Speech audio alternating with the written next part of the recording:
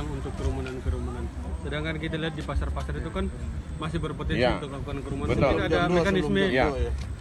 Pada akhirnya kami akan melakukan evaluasi baik secara keseluruhan untuk baik terhadap penemuan kasus berdasarkan hasil kontak erat resiko tinggi yang terkonfirmasi positif, dan juga kasus-kasus yang ditemukan dari pemeriksaan massal seperti ini.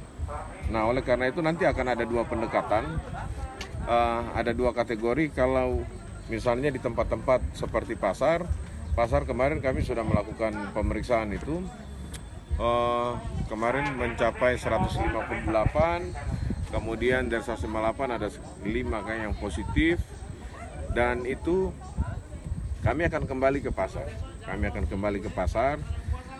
Setelah Lebaran nanti untuk melihat pengunjung. Kalau kemarin kami sudah menangkap itu para pedagang, sekarang kami akan melihat juga para pengunjung pasar dan juga para pedagang yang belum diperiksa. Tujuannya satu kok, yaitu bagaimana menyatakan pasar sentral sebagai pusat jasa dan ekonomi Kota Timika itu benar-benar steril dari COVID-19. Kalaupun ada itu bisa kita kendalikan.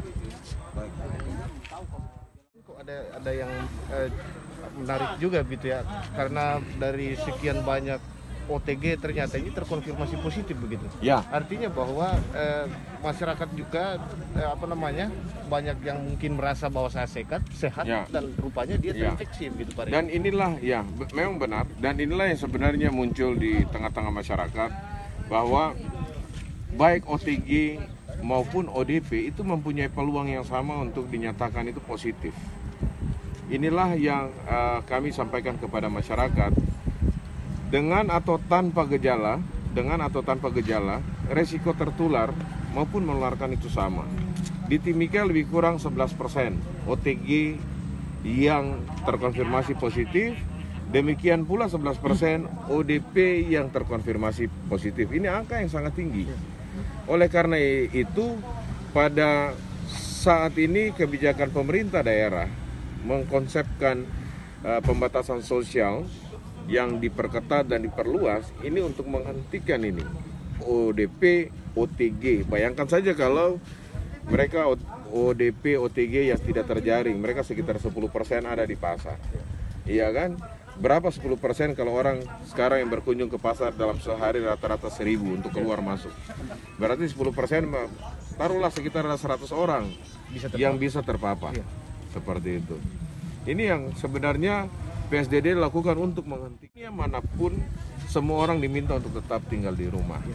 Semua orang yang keluar, jika memang ada kepentingan mendesak, maka menggunakan masker, kemudian mencuci tangan, itu menjadi penting. Saya sendiri dari awal sampai hari ini saya sudah melakukan 6 kali rapid test dan itu negatif.